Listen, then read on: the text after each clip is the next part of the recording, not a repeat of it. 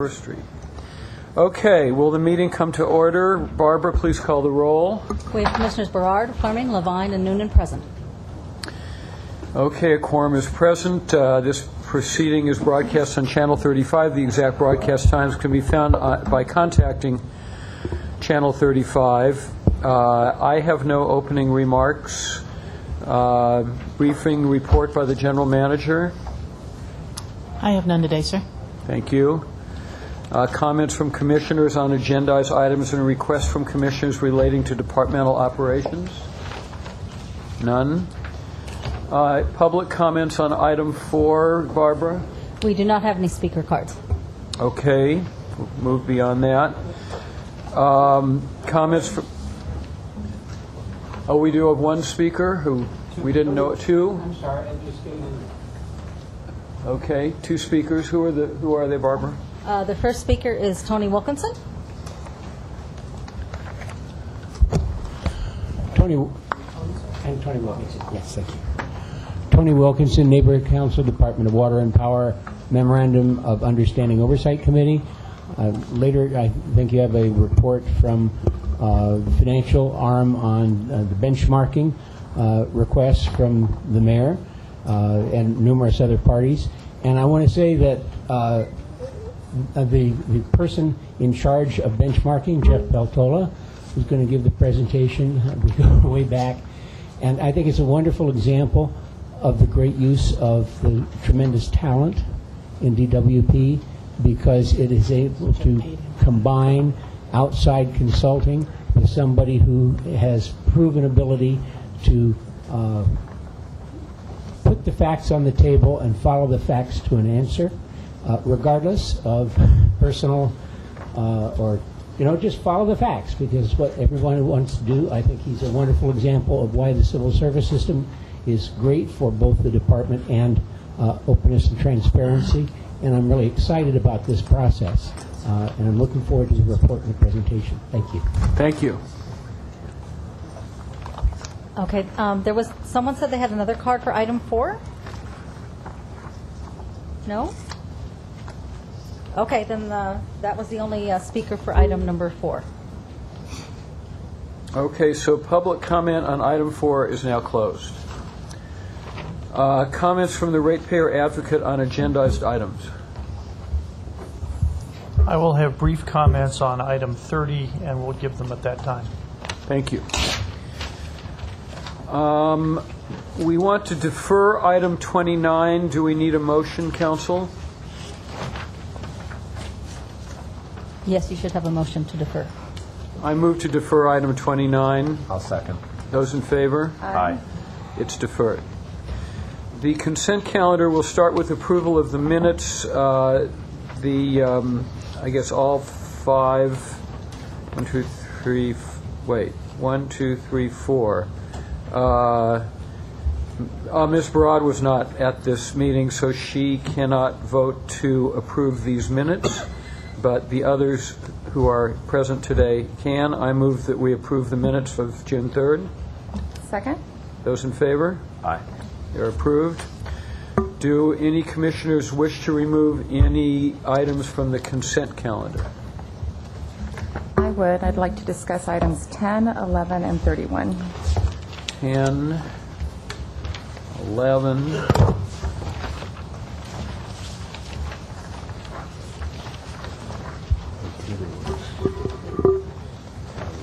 I think 31 is already on the regular agenda. Okay. Thank you. So, do we have a motion to approve Yes. 28. And 28. Okay. Do we have a motion to approve items 7, 8, 9, 12, 13, 14, 15, 16, 17, 18, 19, 20, 21, 22, 23, 24, 25, 26, and 27? Second. Those in favor? Aye. Those items are approved. So we will move to item 10. Ms. Noonan, do you want to start? Chair, I'd like to address items 10 and 11 together. Okay.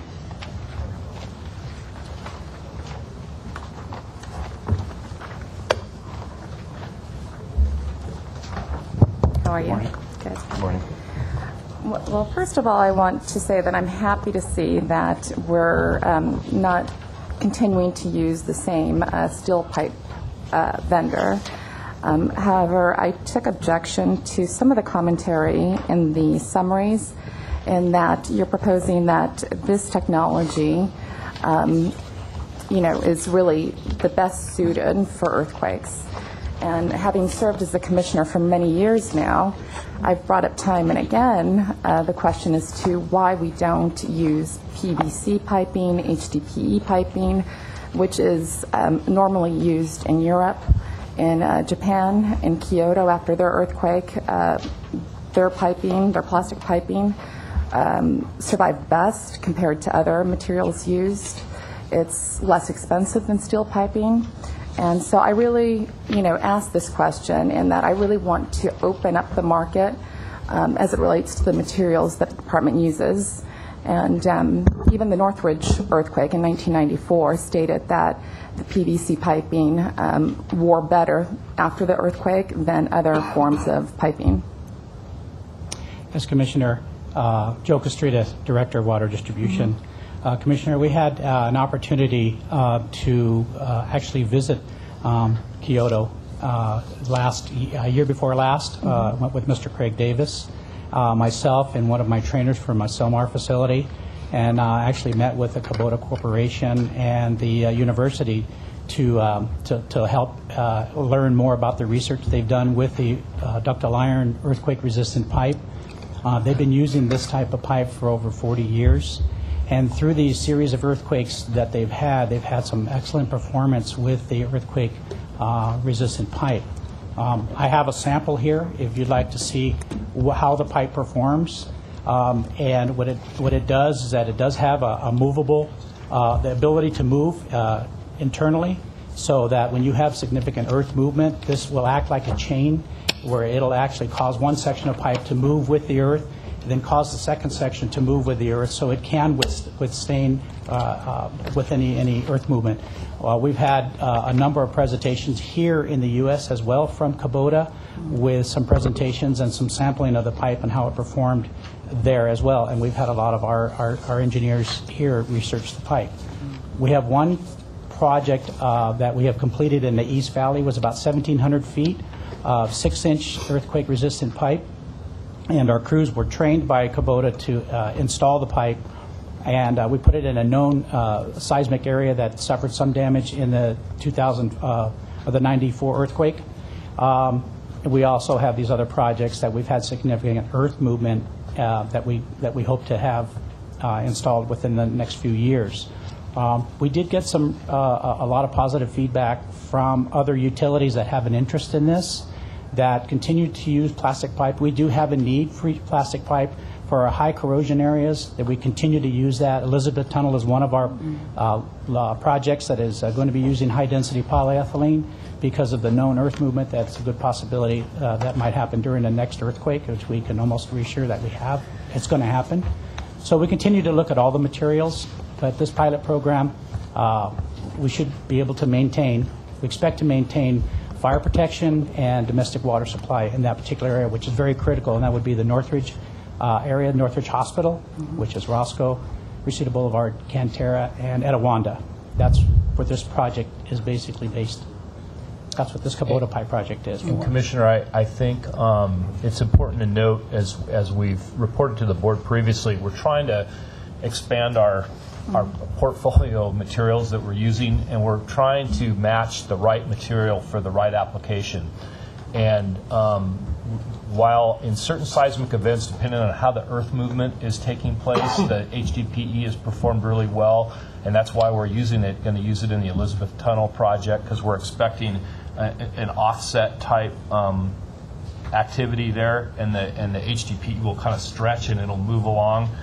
What the engineers have found, that in the kind of failure mode where you have lateral spreading of soil, that the HDPE or the PVC and HDPE for that matter will tend to pull apart, and so that's in this Northridge application, that's the kind of ground movement that is expected in an earthquake, so that's why we picked this material for this particular project.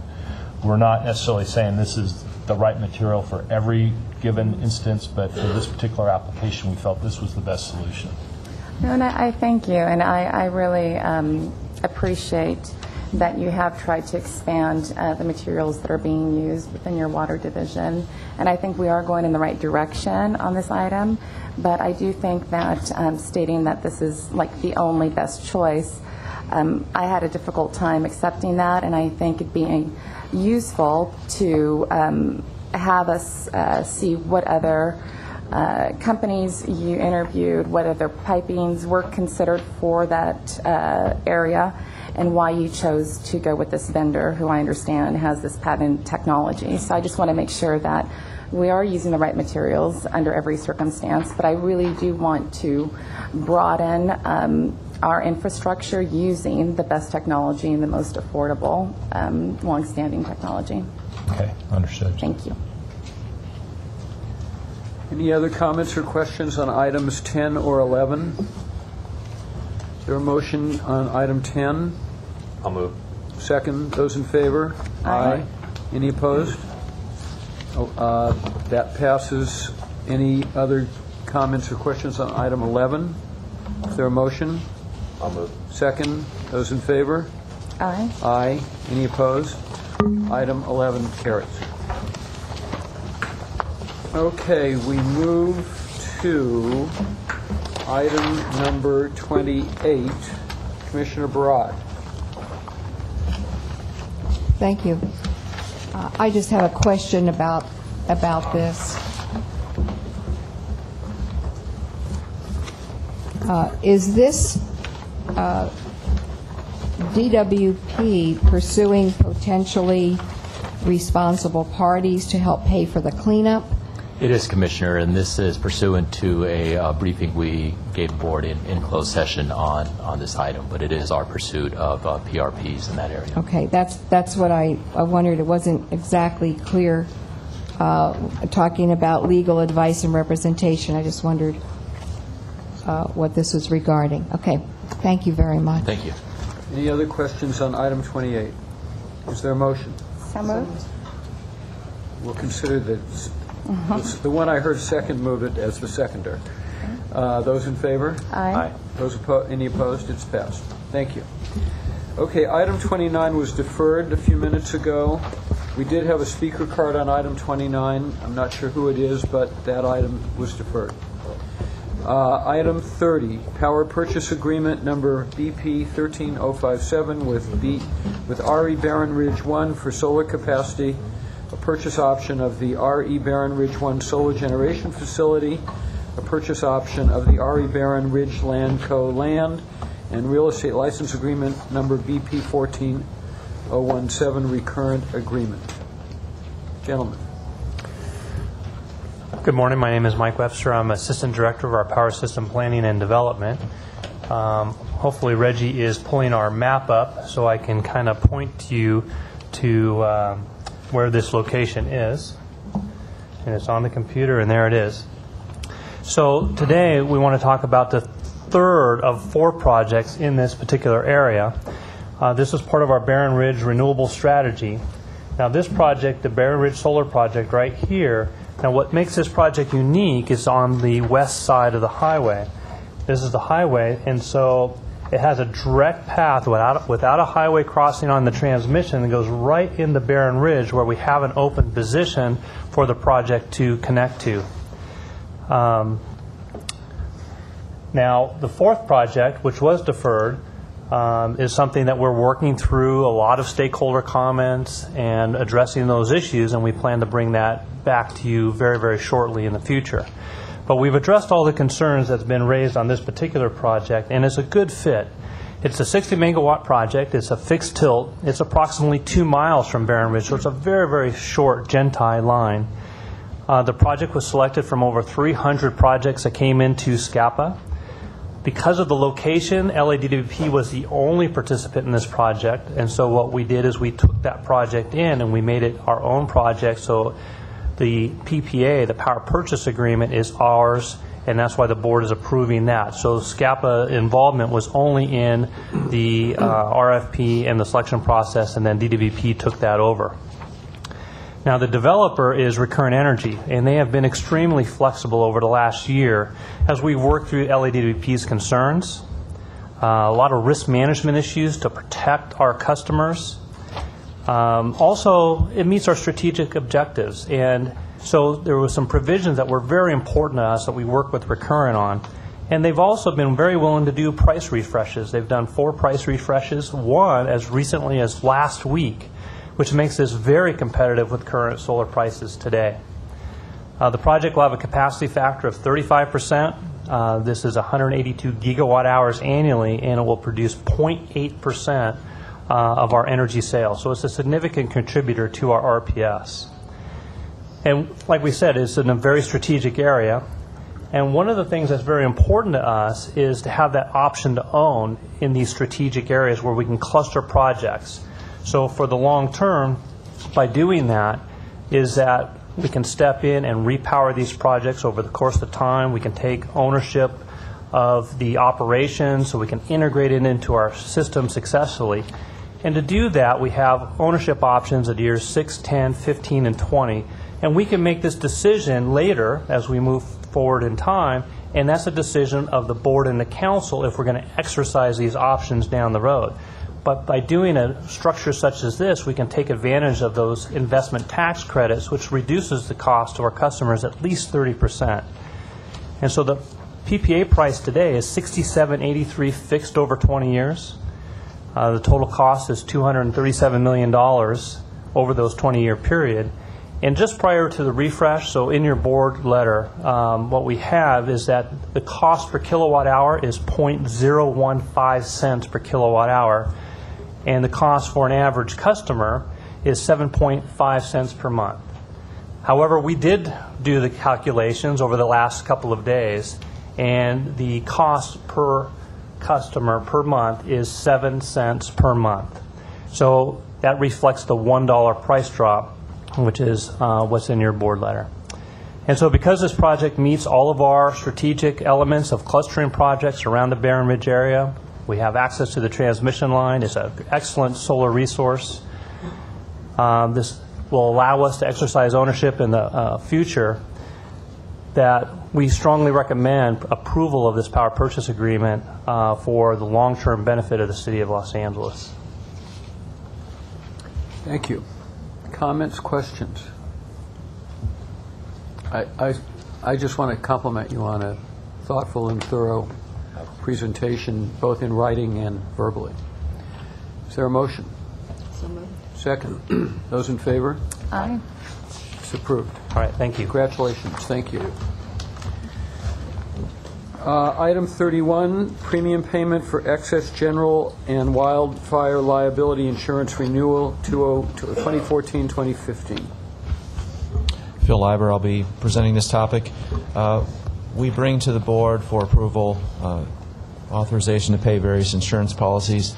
This is for our excess general liability and wildfire coverage. Normally, these are fairly routine renewals. We're not finding that to be the case this year. There have been numerous wildfires in the state. Insurers are particularly concerned, given the drought conditions, that there will be more. There was also the claim, potential claim that the department is involved in for wildfire that some believe we may be responsible for. As a result, the insurers are very skittish. We don't have a final program to present to you today. We can tell you where the insurance broker is at in their marketing efforts. This coverage does expire at the end of July. We are coming to you today for approval to proceed, and we think that that would be in the department's interest because we can begin procuring selected elements of the program and continue to work in the coming weeks to flesh out the program. But if you so choose, we could finalize the program at a later meeting as well, because, as I indicated, there are still some moving parts here. Questions, comments? Yeah, Mr. Lieber, I appreciate the time that you and the heads of your insurance division took to meet with me yesterday. The information that was shared with me was very helpful in understanding this year's premiums and our strategy to increase our coverage.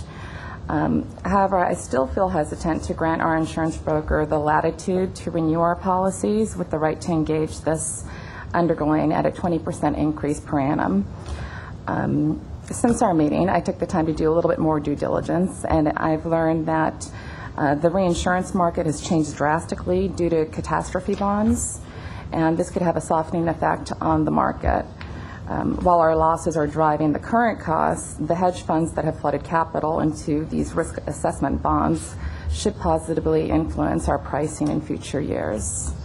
So given this, I move to pass this motion with the adjustment that renewals not be granted and that joint services provide our board with a detailed summary of their exploration of cat bonds and how our ratepayers may benefit from incorporating this vehicle onto our risk management strategy.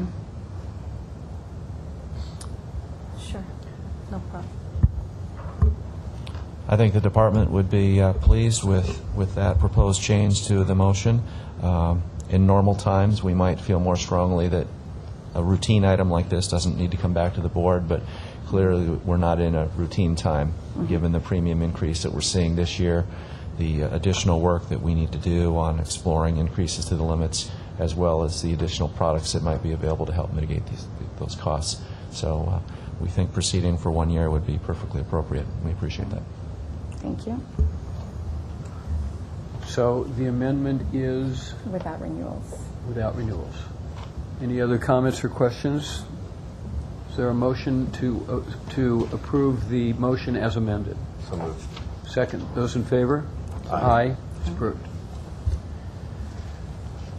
Okay. Item number 32, estimated water quality improvement, demand side management, water conservation, reclaimed water, and water security expenditures for October 1, 2014 to September 30, 2015. And again, Phil Leiber, I'll be saying a few remarks on this one. We do come to the board on a quarterly basis to make certain adjustments to both our water and power rates. Water rates are adjusted. Certain elements are adjusted automatically. Others do require board approval. In the past, we've seen water rates go up in the past several years. We're pleased to announce that today, for the second quarter of the upcoming fiscal year, they're actually scheduled to decrease. I need to get the clicker.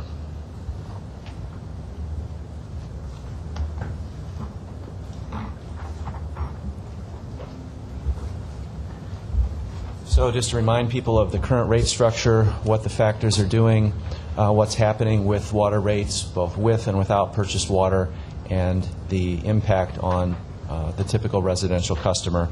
Again, we are pleased to report there will be a decrease from the first to second quarter on the order of about $325 per month. So this is an overview of the department's rates. We have two separate tiers. Each tier consists of a number of separate charges, starting with the base rates. Base rates have not gone up in the water system for 5 years. However, we have seen adjustments in the various factors. This is an illustration that kind of is more proportionate. Tier 1 rates system-wide are about $4.96 per 100 cubic feet. Tier 2 rates are just slightly higher at this point at $5.90 per HCF. And this does actually present a problem when we come back for a rate adjustment in the future. We need to make some corrections here. There's something called the Tier 2 fix we need to deal with. A lot of these costs are kind of embedded in the second tier rate. They don't rise proportionally, and it crowds out some of the funding for some other programs. Don't want to get into that today other than make mention of that's something you will hear about in the future. What's this mean for the typical customer? This is the chart that shows it. As I had mentioned, rates have gone up significantly from 11-12. That's not because base rates have gone up. They've stayed exactly the same. It's generally not because any of the other pass-throughs have increased. They've stayed for the most part flat, other than one adjustment in the beginning of 12-13. There was an increase in the water quality adjustment factor. The cap was increased in that. The change has really been almost entirely due to purchased water. This is the third year of a drought, and we have seen our need to purchase more water from Metropolitan Water District has increased significantly. On a typical year, we're about 50% dependent on Met, and at this point, we're upwards of close to 80%, if I'm not mistaken, Jim. But we do see that these purchased water costs do go down as well as up. It is a fairly complicated calculation. There's some timing issues that go into it, but the purchased water component's going to go down from about $28.62 to $25.91 in the second quarter. So overall, bills decrease by about $3.25 per month. This is another chart that just shows the same thing. All of our other rates, all rates excluding purchased water, are shown in blue. They've remained relatively flat throughout this entire period. The increase that customers have seen have been the entirely temporary issue of having to rely a lot more on Metropolitan to make up the balance for what our own supplies can't provide. So we have seen a decrease. We're hopeful in future years they will continue to come down. We can't make an estimate of how much precipitation we're going to see in the next year, but if we return to normal rainfall, we should see this factor continue to decrease over the next year. And this is just a summary of the charges. We see the largest item that's decreasing, that's the purchased water factor, about 22.6 cents per HCF. All the other factors combined decreased by about 4.5 cents per HCF. That concludes my remarks. Thank you. Questions, comments?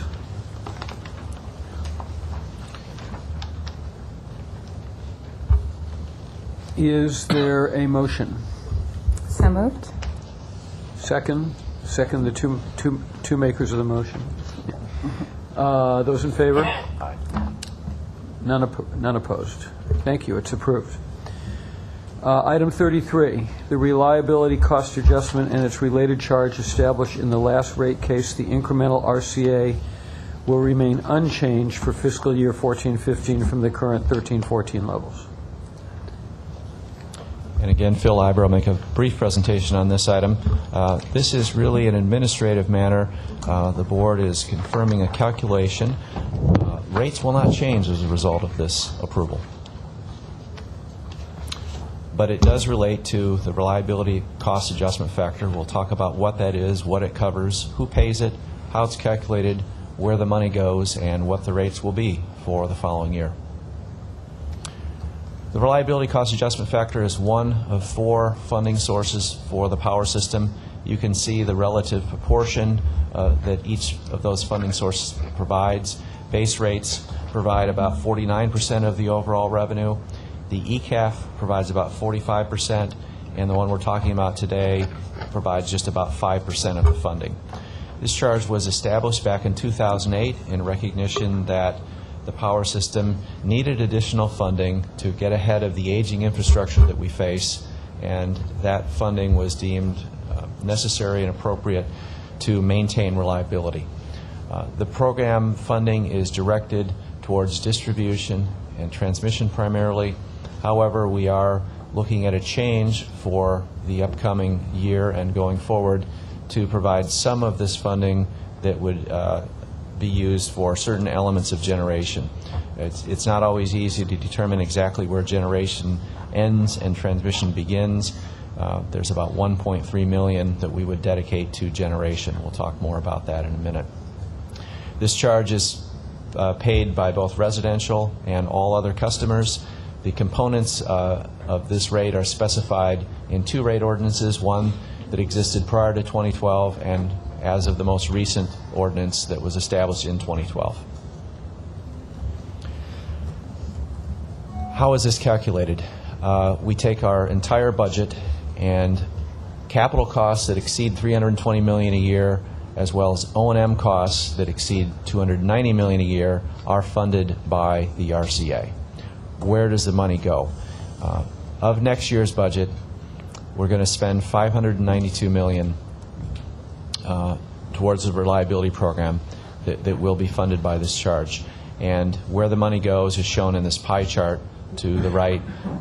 It's mainly distribution, O&M, and capital, smaller portions of transmission, some substation, and as I had mentioned, there's one change this year. We're going to spend about $1.3 million on projects related to generation. That is a change in the definition of this program. You will have heard about the Power Reliability Program.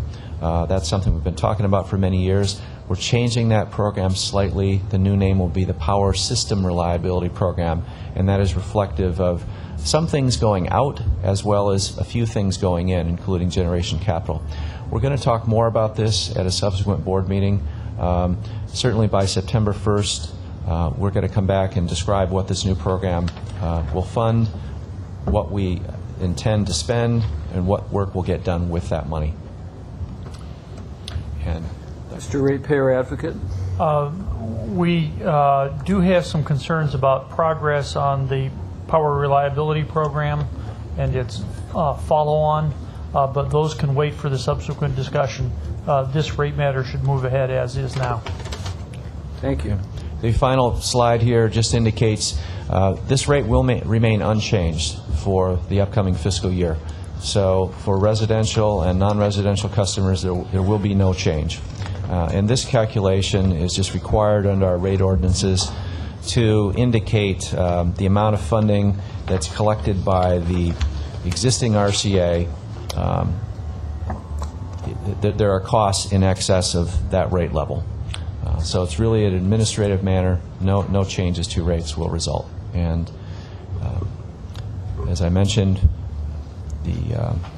we will come back with a presentation that covers more of the RCA and the program that it funds.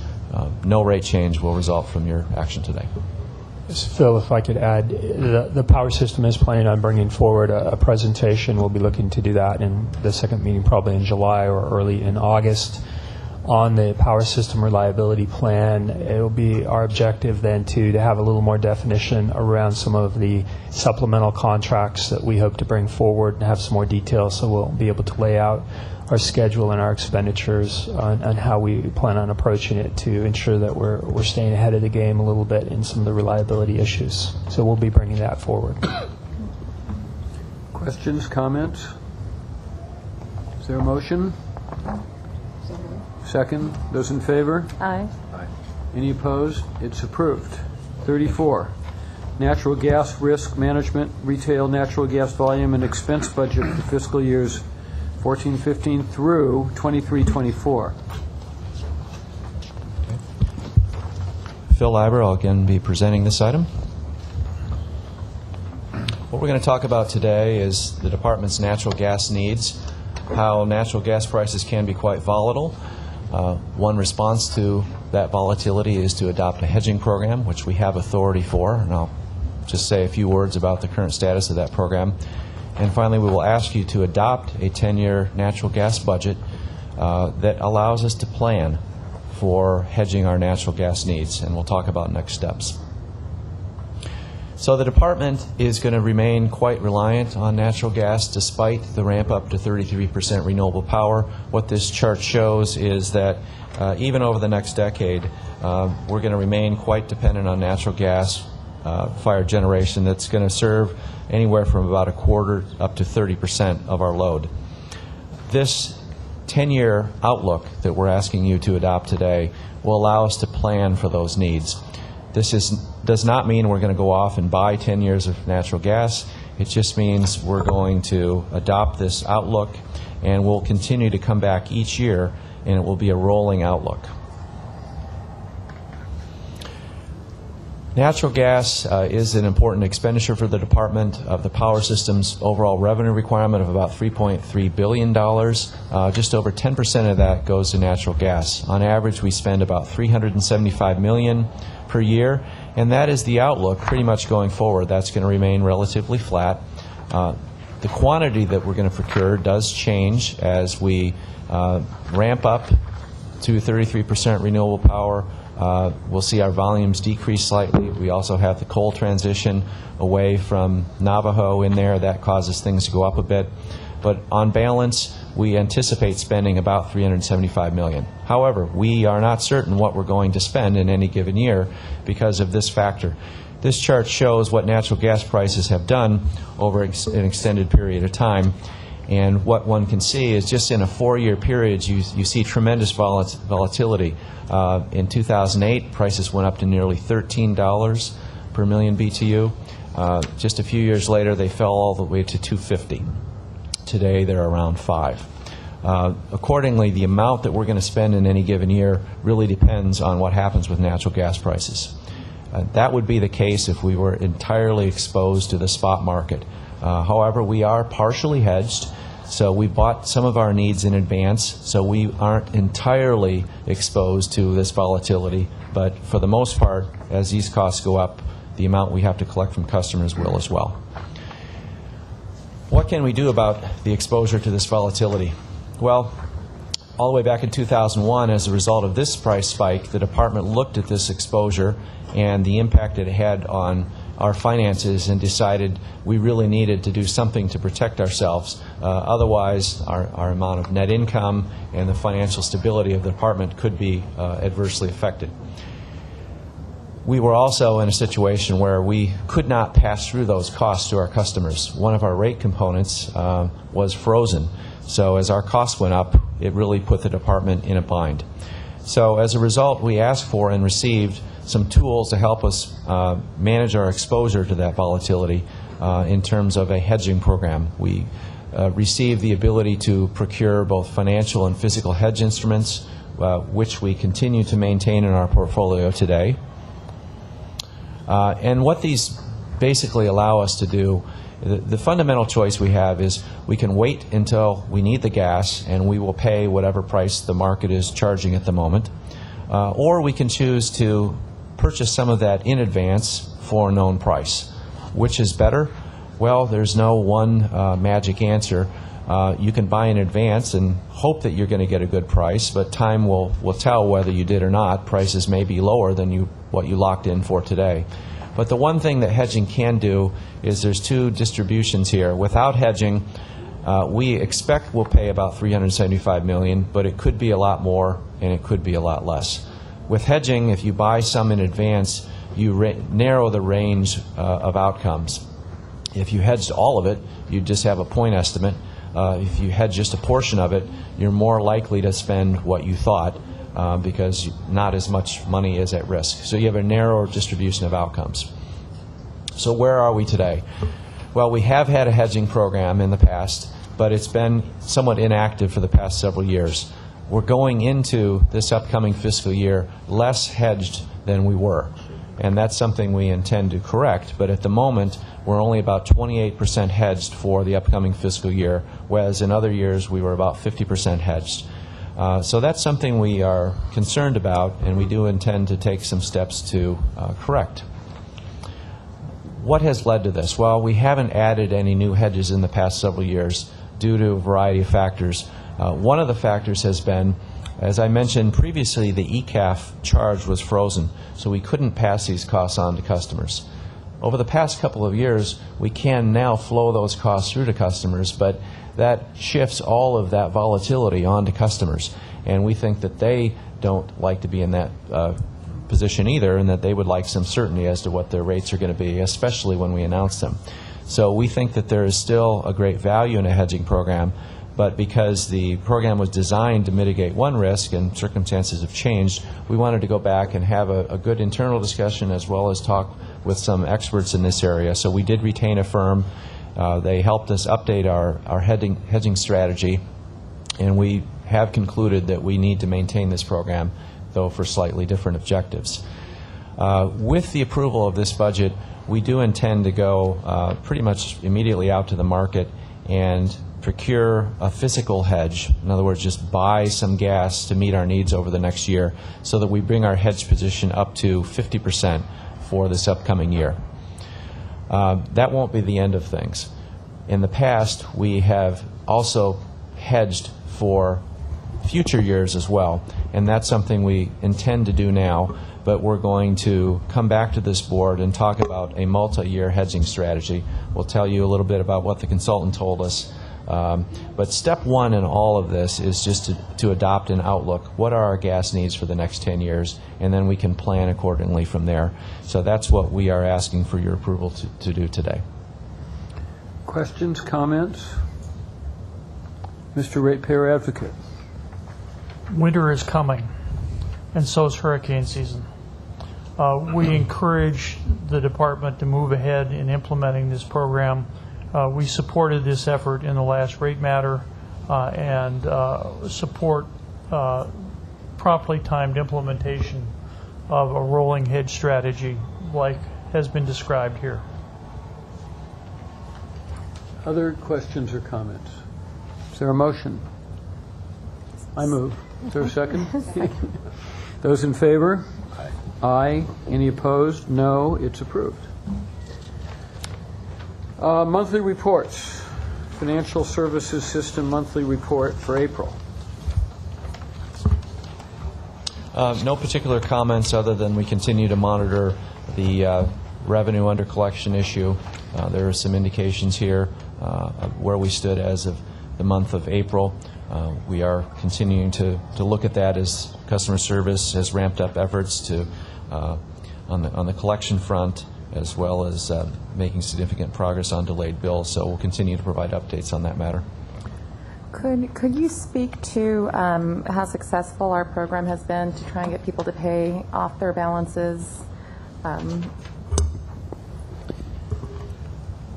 The latest results that I've seen since last Friday, we've had about 27,000 residential customers participate in our late payment fee rebate program. Mm-hmm. We've collected a little over $17 million. Our rebates will be somewhere in the area of about $500,000 is a number. So we're seeing numbers right in $2,800, $2,900 a day average coming in.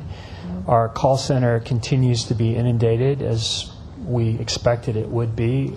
So we're keeping as many staff on those phones as possible. We're trying to encourage the folks that if you have a late bill and it includes a late payment charge, just pay it normally. We're going to automatically provide you that rebate. You don't have to make a phone call to us.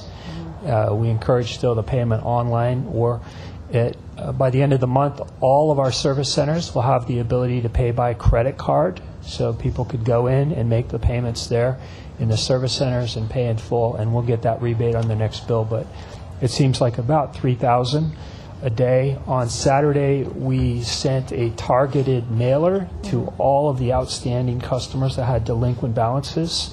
And so we expect it will pick up in the next couple of days again, and we'll continue to communicate out to our customers to ensure that they are encouraged as well as have that opportunity to make the payment in the month of June.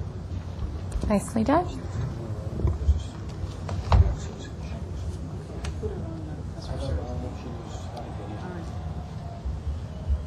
Other questions or comments on this report? I have a question. The priority is going after commercial, was that right, as opposed to the residential? Because that's where most of the money was So we had completed our pursuit of the commercial sector for our delinquency, and the decision was to initiate severance and collections for our residential sector, starting with the oldest first. But while we initiated that program, we brought before the board the opportunity to provide that rebate for late payment fees if you paid in full in the month of June. And so those numbers that I just communicated were related to principally residential customers. The program is available for commercial as well, but those numbers primarily represent the residential. With what? They primarily represent the residential sector. And how successful do you think that offering that rebate program is?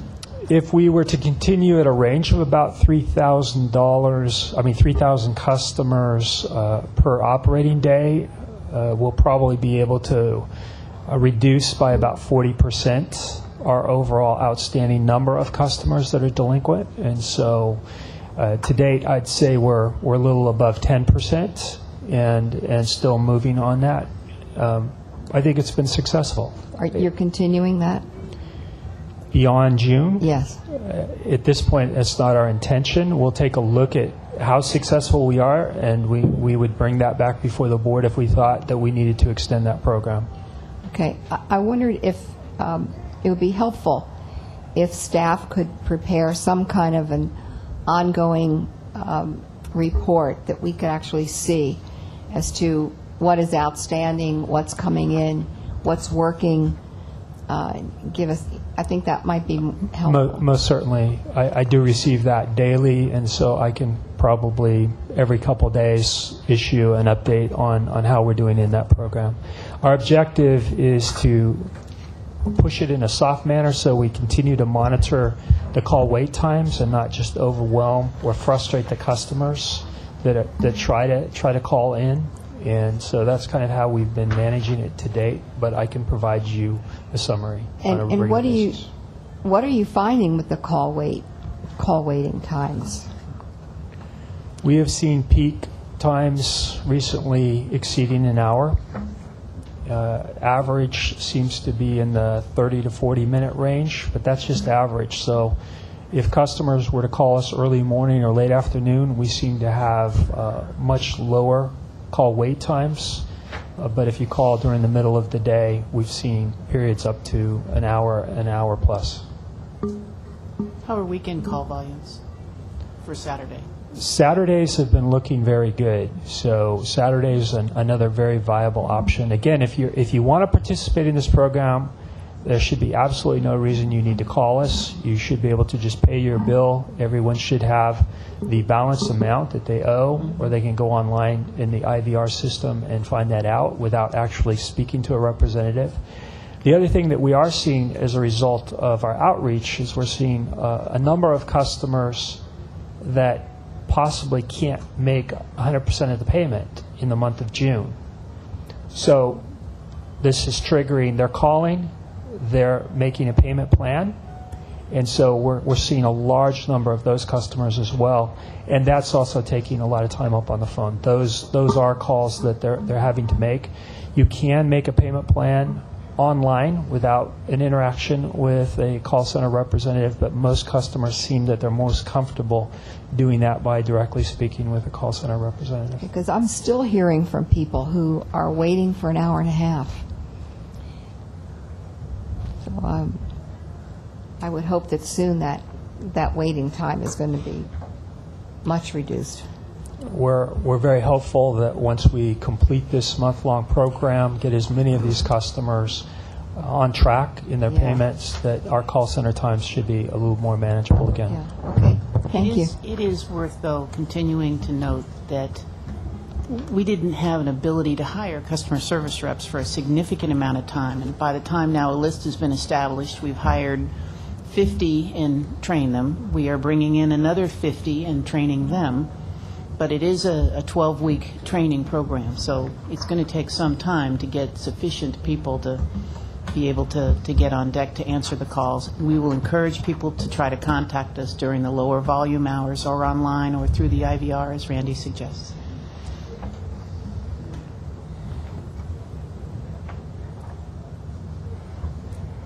Any other questions, comments? Okay, we will proceed to the investment report. I don't have any specific comments to call out other than we are in compliance and our yields remain above our benchmarks. Questions? Item 36, management report, renewable portfolio standard projects update. This is our standard monthly report. There's no noted exceptions there. Questions? Presentation on LADWP's corporate performance.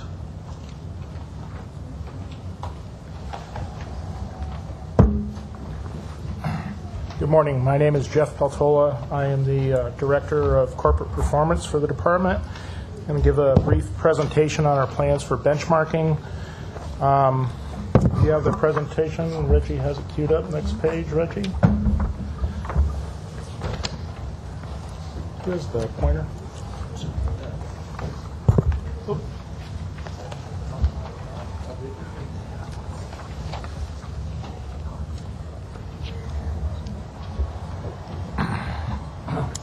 So the performance directives that the department has received, you can see in this slide.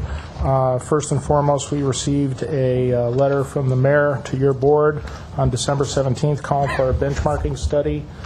Also, in the part of the 2012 rate action, there was a series of recommendations in a city council motion, 10 specific steps. And at the end of this presentation, we'll tell you where the status of that is. But many of those were related to benchmarking as well.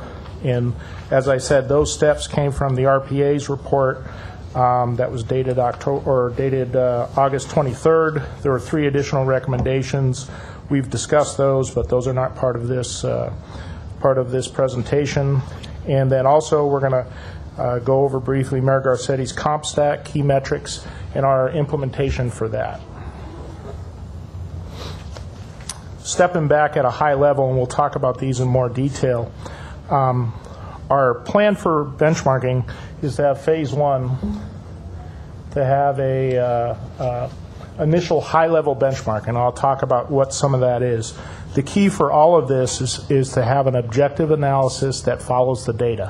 Where does the data lead us to? And as you can see, the first going from phase 1 to phase 2 is the findings. We'll follow that data to see where the focus is, where we're good, where we're bad.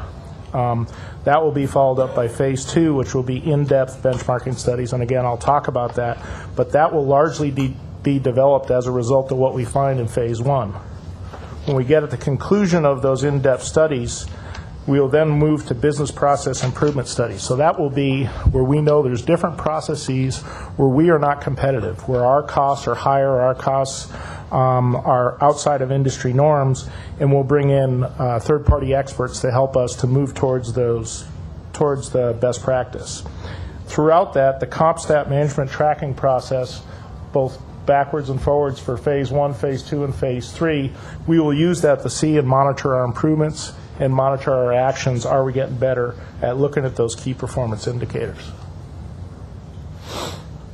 Phase 1. So the initial high-level benchmarking study. We are going to, they'll be brought, I think, in August, a PA consulting contract amendment, which will include the benchmarking studies. Booz, who is now merged with PwC Strategy, they are going to assist us in preparing this high-level benchmarking study. It will be mainly in 4 different areas, and I'll start in the upper left-hand, the reliability.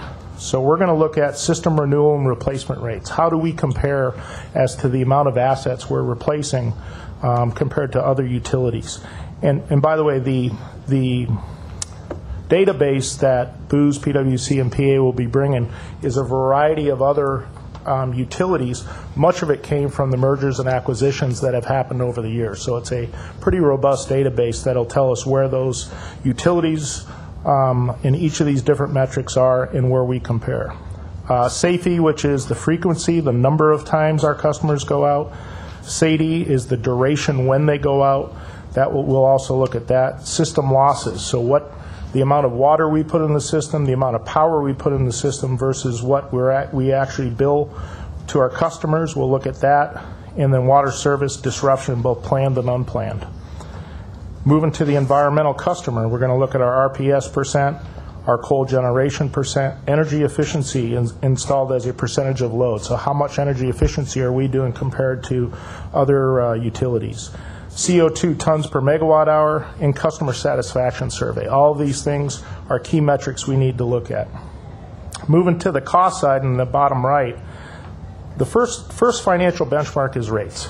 That's the first thing we're going to look at is how do our rates compare. We know at least regionally our rates are pretty competitive, but then we need to start peeling the onion and find out the O&M per megawatt hour and GT&D for power, which is generation, transmission, and distribution. We need to look at those. Are we competitive or not competitive in each of those different areas? Same thing with the water, supply, treatment, distribution, customer, A&G. All those things are just peeling the onion one or two levels and to start looking at where we're competitive and where we're not. Number of employees per asset per customer, we need to look at that. How do we compare against these other utilities? Debt ratio and our capital structure for each of these sub-functions as well. How much debt do we have compared to other utilities? You hear a lot of discussion about that in the financial plan. We need to look at where we are. We have a lot more investments that are being made as a result of regulations than many other utilities. Service affordability. This is essentially the annual cost of water or power for our typical customer divided by the median family income. How much does the bill cost our customers versus other customers? And we'll have to adjust that for the multifamily residential as well. Average salary per employee, employee turnover rates, retirement eligibility. All these things will be part of the initial high-level benchmarking. And we're going to look at policies that impact our costs, rush hour traffic limitations, personnel administrative restriction, purchasing restrictions, a variety of different bureaucratic approval processes where we'll try to move towards best practice. So when we get the results of this high-level study, and there's a schedule that's about another 2 or 3 pages in, it'll be used to, number one, communicate in a transparent manner with our customers and key stakeholders the results of this.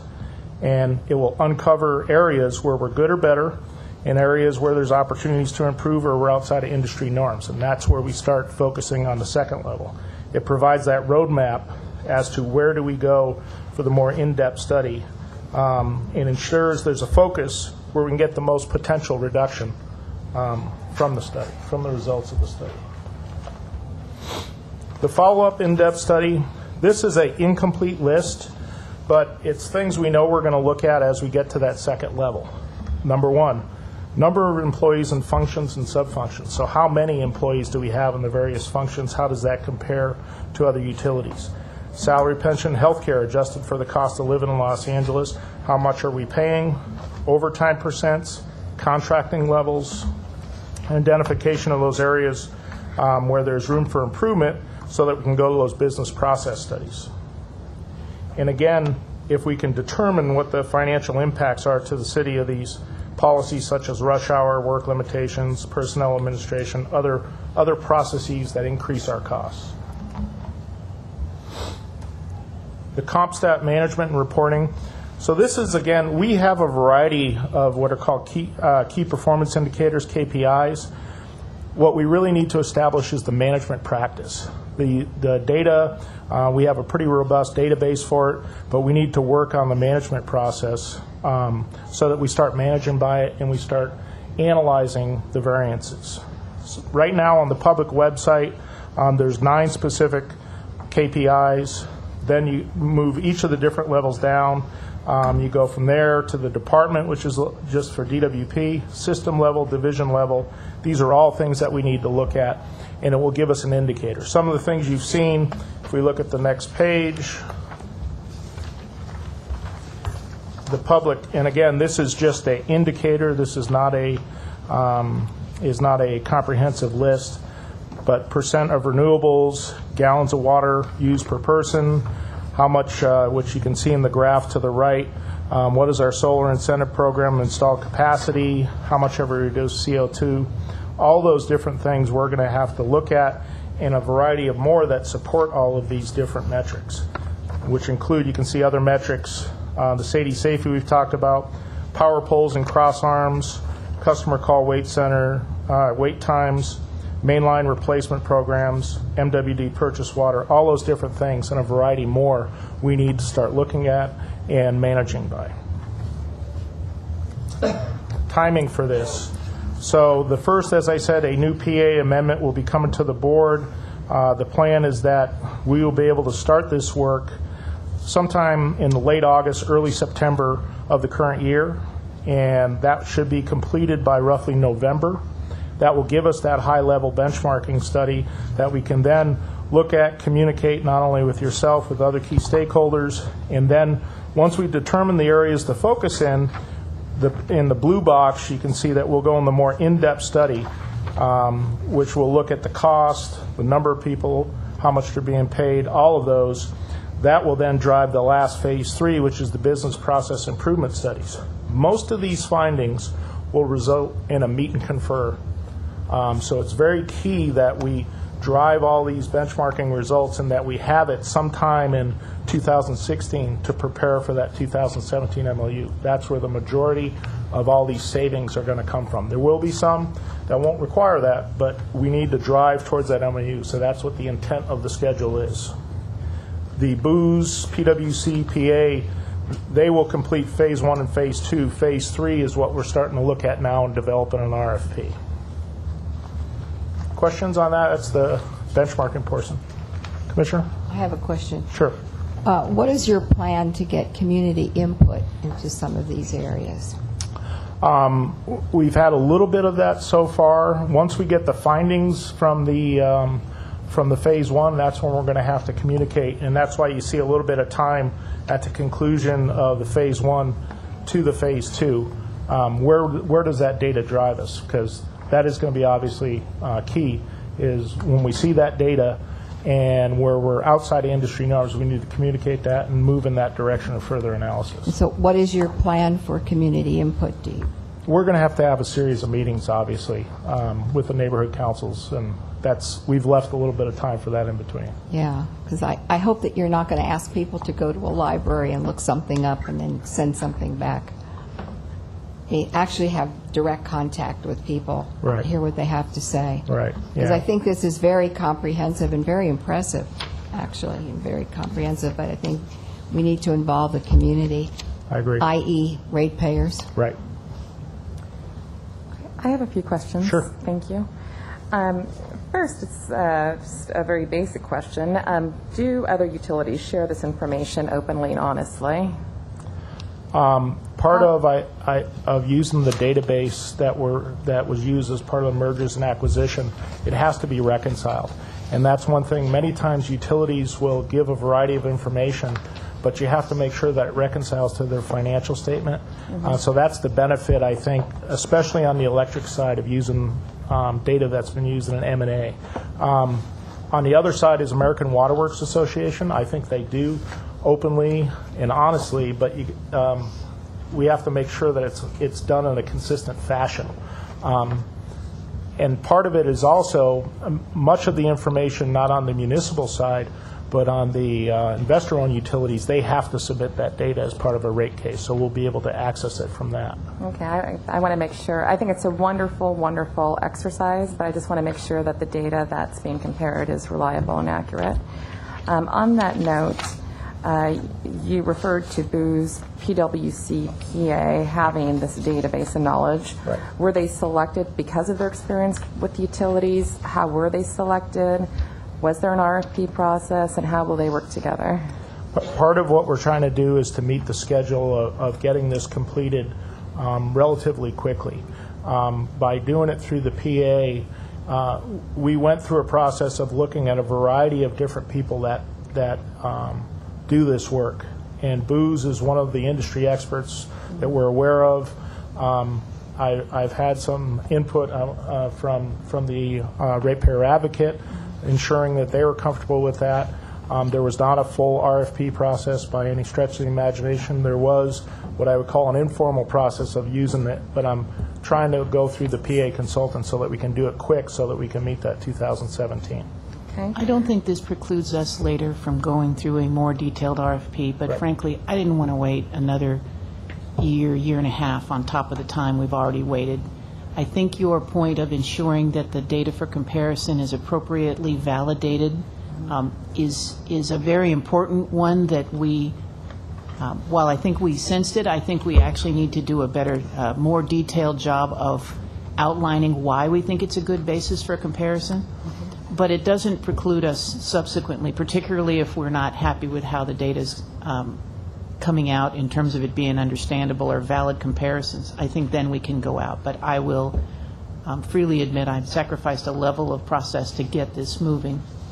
Yeah, I think the overall vision of doing this benchmarking study is excellent, but at the same token, I think ratepayers want to have the confidence that whomever is leading and preparing this benchmarking study, that they're neutral third parties, that there aren't biasness, that we didn't select them because we were hoping that they would report LADWP in a favorable light. So that's why I posed the question.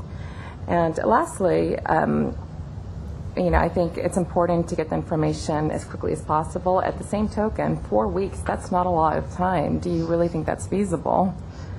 You want to accomplish a lot of things. For the timeline to complete it in 4 weeks? Did I misunderstand? Yeah, you know what? That's a typo. September. I'm sorry. Yeah, it's not going to be 4 weeks. 4 weeks to gather the data. However, then you got to do all the analysis, and you can see in the actual timeline. I mean, it's really 4 months that we're planning to have that whole report done and reconcile it. And part of what we need to make sure on the department side is we have the necessary accounting resources to make sure that that data is consistent. Because just to your point, I've seen a variety of these things over the last 31 years where people report only partial of the data. It's not the same data. They're not including different things, or they are including. It has to be an apples and apples comparison. Okay, good. Yeah, 4 months sounds much more feasible. More better, right. Thank you. Then the other part of this presentation, if we go to the next page, is Excuse another me, question? Jeff? I'm sorry. I'm sorry. One other thing that I wanted to mention. In terms of customer service, which is such a key element now in our priority here at the Commission and with our General Manager, have you given it some thought, and has your consultant given some thought to go beyond utilities in looking at those companies that really excel in customer service? One of the examples that I want to mention is that when the Miami airport was rated as having the worst customer service of all the airports, what they did was they went to Disneyland and asked what does Disney World do that makes them excel at customer relations and service. And so that, I think, is an analogy that I'd like to leave with you, that in looking beyond utilities, who is known for having good customer service? I mean, it's kind of the Nordstrom's, customer service model, that who could we model after or look towards rather than just keep it within utilities. So back on page 3, to your point, phase 1 and phase 2 will be utility specific and comparing ourselves.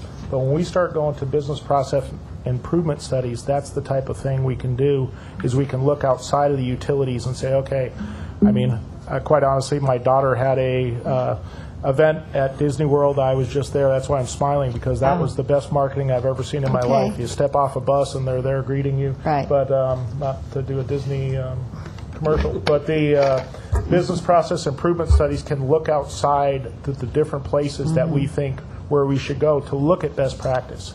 That's what we have to develop more, is that phase 3. Good. I'm glad to hear that. The second part of the presentation is what's the status of our council motion items. So it was 10 specific items. We have a more comprehensive document that we will formally send out. But today what we wanted to do is present this, show you where we are, obviously a very high-level response, but just go through each item real quick, and you can see we have kind of the green light, yellow light.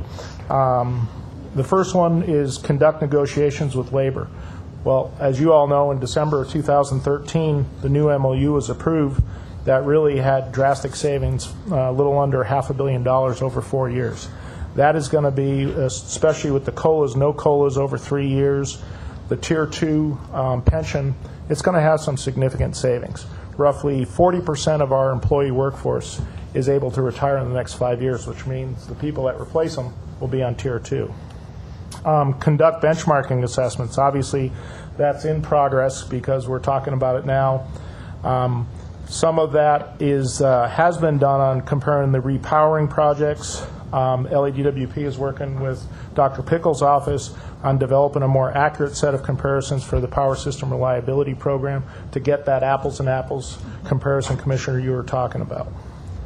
Semi-annual report on the RPS, I think you get that as part of the ECAF. You also have, I think the item right before mine went through that. But both of those, it's completed, but as you can see, we have it a little lighter green. It's ongoing. It's something we're going to keep doing, but it has been in progress or completed. It just will continue to do it. Identify opportunities to contract out and explore potential savings. This is something in benchmarking staffing. So that's, again, what we've talked about, parts of that. One of the things to remember, we contract out a lot of work. And if you look in here in LADWP response, for fiscal year 14-15, for just construction services, outside services, professional services, materials, we're planning to contract out $1.8 billion, which is a tremendous amount of money. And there's a variety of different ways. What does that translate into jobs? Even the most conservative one comes up with roughly 9,000 jobs in the public sector for fiscal year 14-15. And our spending is consistent with that going forward. So it's ongoing, but we have a lot of contracting out that's happening right now, but we will be looking at that as part of the benchmarking efforts. Pursuing process improvements, we just talked about that. We've got to look at a range of different things of where we can get better at. But it is important to remember that we've had a number of cost containment programs. Ron Nichols started in fiscal year 10-11 a cost containment program. The MOU that you all approved, again, is a very good cost containment program. And when you look at the results of that for the water system over the last 5 years, with fiscal year 14-15 being the last year, we've had no base rate increase. And that's really due to the cost containment programs that have been in place.